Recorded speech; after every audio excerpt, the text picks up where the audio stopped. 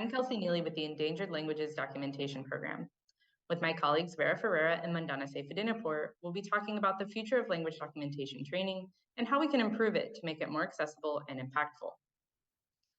Today, minoritized and endangered languages are under more pressure than ever, yet there is still too little language documentation happening. And much of what is happening is coming from limited Western academic perspectives. Training in language documentation is frankly still inaccessible for most prospective documenters. Where available, it tends to take the form of university linguistics field methods courses or summer schools in regions that already have well-developed language documentation institutions. Language documentation continues to be entangled with theoretical linguistics, creating barriers to access by keeping knowledge locked up behind university gates and generating teaching materials that are geared more toward academic research ends. While linguistics can be useful to language documenters, knowledge of it shouldn't be a necessary precondition for being able to understand language documentation training. As a result of all of this, not enough minority language speakers and direct stakeholders are being engaged and equipped with the skills that can help them in their own projects. In confronting this problem, the Endangered Languages Documentation Program has developed a training model that seeks to engage and equip documenters from a broad range of backgrounds at every stage of their language documentation experience. In this talk, we'll present our experiences with 4 distinct modes of language documentation training. First, in-person training for ELDP grantees, region-specific in-country training, independent regional hubs, and our more recent efforts to develop and expand online training materials. None of these training modes is entirely original. We're standing on the shoulders of giants like Felix Amica, Nora England, Margaret Flory, Ophelia Cepeda, and many, many others. Each of these training modes shares one overarching goal, though, of equipping every possible language documenter with the tools, skills, and most importantly, the confidence that they need to develop documentation projects that serve the language communities where they work. First, I'll be talking about the ELDP grantee trainings. For every grant round, ELDP offers a training specifically for grantees, especially those who have less language documentation and archiving experience. In addition to training grantees in the tools and methods that they need to successfully carry out their grant projects, this training connects grantees into broader networks of language documenters. For early career documenters in particular, especially those at institutions that have few or maybe no documenters, this is especially important because then they can develop professional as well as personal relationships that provide mutual moral support. The grantee training curriculum includes tools for engaging in global scholarship as well as tools for engaging in community-centered work. While many grantees are graduate students or postdocs, the production of language community-centered materials like glossaries and subtitled videos are viewed as a core skill set. Grantees come from diverse backgrounds and experiences, especially while they typically can have heterogeneous skill levels in different areas, providing opportunities both to learn and to teach through peer training and small group exercises. Beyond carrying out successful projects with concrete impacts, our goal in these trainings is for grantees to become the next generation of language documentation trainers. The grantee training adopts an approach that brings together early career documenters from across the globe in Berlin, which is ELDP's new home, for an intensive hands-on week-long training, much more or less along the model of established training programs like COLANG. Former grantees and established language documenters are also invited to teach training sessions relating to their specific areas of experience. The training curriculum includes audiovisual recording techniques, metadata creation, language documentation software, data management, and of course, archiving. Theory, methods, tools, and workflows are all presented in an integrated fashion. For example, annotation in Elan is taught before Flex so that trainees can then try out the Elan, Flex, import-export workflow using files that they prepared themselves. Grantees who've already made recordings can use those records to apply what they're learning directly to the projects they're developing. This training is designed to go beyond what is typically taught in field methods trainings or in field methods courses, and to even unteach some of the academic perfectionism and other counterproductive habits that are sometimes reinforced by that type of training. In particular, we try to instill in grantees that the records they create and work with are not merely data, they're cultural heritage, family memories, and potentially invaluable resources for language and cultural maintenance. So now I want to briefly describe what are the in-country trainings and the objectives and approaches we have in these types of trainings. Just a second, please. So the in-country training is a model that ELDP has done very often in the past. This type of training was inspired by concerns and efforts of Felix Amica to strengthen language documentation in Western Africa, when he realized that even though there were very good scholars and that they were motivated to work on their languages, they had no possibilities to get training or didn't have the necessary support to apply for grants. So ELDP started in-country trainings in several parts of the world with the aim of expanding networks to areas where there is limited institutional support for language documentation and access to training. So the major goal was to foster and strengthen local documentation efforts. One focus of these type of trainings was to prepare participants in grant writing. In a broader context, these trainings also sometimes attracted the attention of local media and were seen as opportunities to raise broader public awareness and promote linguistic diversity in linguistically rich regions. Now, looking at the structure of these type of trainings in more detail, the sessions taught in these 2-week-long intensive trainings cover the core areas of language documentation, more or less the same areas that Kelsey described for the ELDP grantee trainings. So from audiovisual recordings, annotations in Elan and Flex, to metadata creation. But one important component, which makes it different from the ELDP trainings, was there was always a grant writing session, and there was a lot of focus on grant writing with the aim of equipping trainees with the necessary skills to develop their own projects and to get the necessary funds to accomplish them. So trainers and mentors of these type of trainings were always current or former ELDP grantees or other language documentation practitioners working in the areas where the training was taking place. This way, one could create new networks and strengthen existing networks, bringing people together. So young scholars with more experienced scholars that know the region and had already experience in administering and having language documentation projects. One of the biggest limitations of this type of training is, as discussed also in the literature, is the fact that they are one-off experiences where there is limited institutional support or almost no resources for continuation. So being aware of these limitations and the problems related to in-country trainings, like the temporal impact. So considering that after an evaluation of the in-country trainings, we realized that the temporal impact is very limited. There was lack of continuation. And that's why in 2022, ELDP started supporting regional hubs as an alternative model to provide continuous support in regions where local scholars and speakers of language have almost no access to training.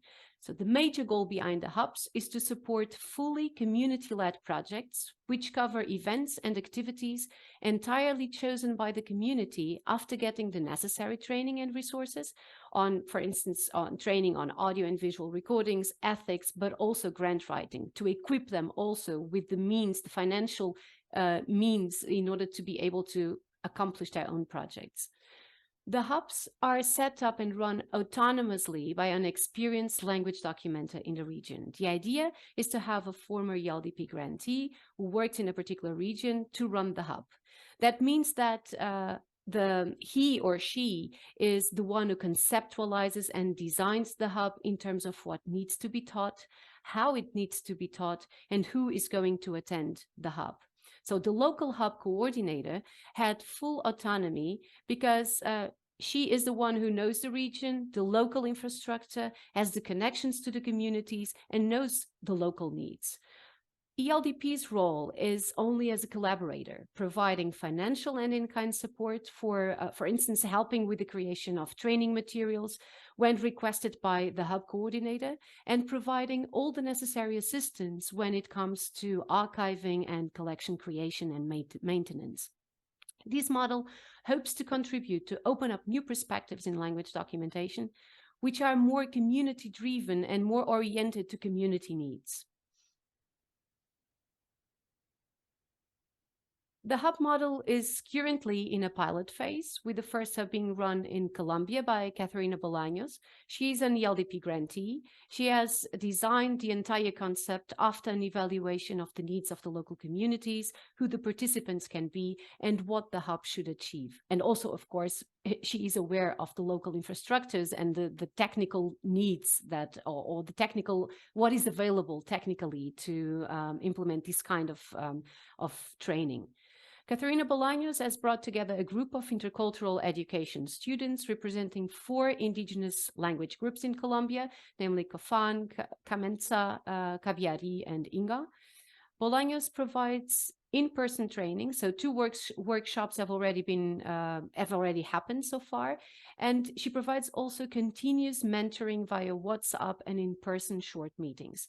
ELDP on our side provides financial resources and in-kind support for these. The ELDP team has so far developed video tutorials in Spanish, covering, for instance, the fundamentals of data management and the basic use of language documentation software, interactive guides on metadata creation, and individualized support for collection creation and archiving, but always based on the needs expressed by the hub coordinator, which also reflect the needs of the individual participants. So this is just an example of what a hub can look like, and just one possible mode of collaboration between ELDP and the local expert who designs and conceptualizes the hub topics and activities independently based on his or her local experience. Each hub will be different. As I said, so this is very dependent on the knowledge of the hub coordinator. So each hub will be different depending on the region of the world where it will happen, the training traditions in the region, and the local infrastructure that is available for running the hub. Instead of just a 2-week intensive training as the in-country trainings, hubs will run for a period up to 5 years with continuous training and mentoring. This makes a huge difference in comparison to the in-country trainings. We are all learning as the project evolves. We started in 2022, but we believe that this model might contribute to a more sustainable and equitable future of language documentations in the regions where the hubs are taking place. Most recently, we've been exploring the possibilities for providing online asynchronous training options, and we've started to develop several different sets of online materials. These materials are directed at those who cannot attend in-person training, also those who want to improve and expand their skills without necessarily committing to a full training, as well as those who want to incorporate language documentation into their own teaching and training in linguistics or in other fields. Some of these online materials are already being used by ELDP grantees and Endangered Languages Archive depositors, but we also want to serve people who don't have other opportunities to access language documentation training. As a result, we made sure that these materials do not assume any sort of background in linguistics.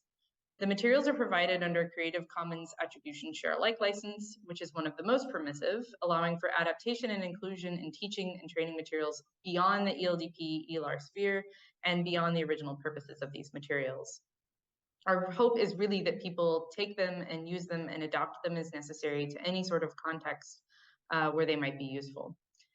So through the distribution of supporting materials like Elon templates and command line cheat sheets, in addition to the core training materials, we hope to also streamline language documentation workflows and to make this very important work just a lot smoother and less time consuming, both for new documenters who are trying to get started, as well as for experienced people who want to improve the way that they're doing documentation. These materials are developed with a multimodal approach that aims to cater to different learning preferences. In addition to producing traditional PDF training guides with screenshots and the like, we've created video series, for example, on the basics of using Elan, also on the Elan Flex import-export workflow, which people tend to be very interested in.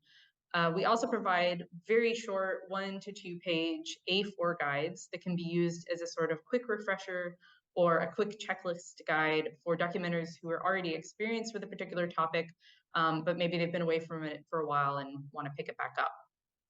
In addition to primary learning materials, we're also providing teaching sets, which include sample files, specifically the same files, the same videos and media that are used in the video tutorials and in the long form PDF screenshots, so that learners can follow along even if they don't have their own materials yet.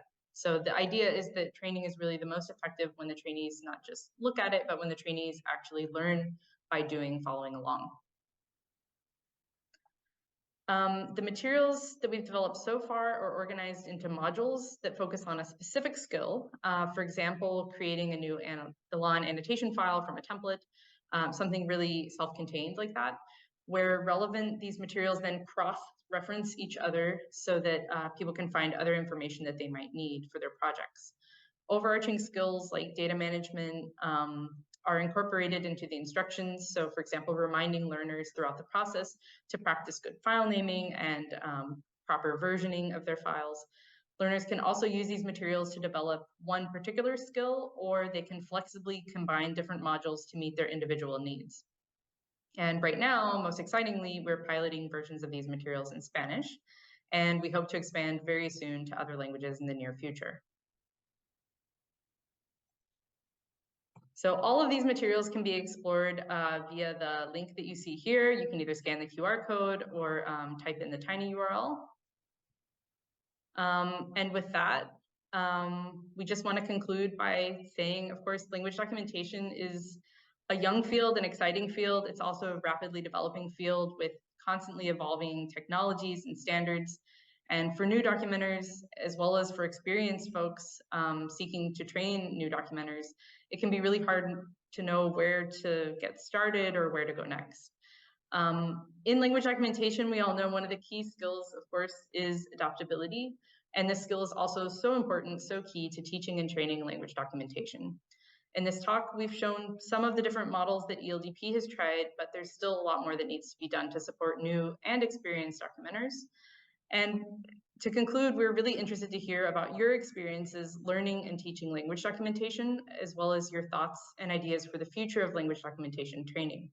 So if you have a few minutes, please help us out. Please respond to the short survey linked here, either by scanning the QR code or typing in the tiny URL. And thank you for listening. Thank you very much.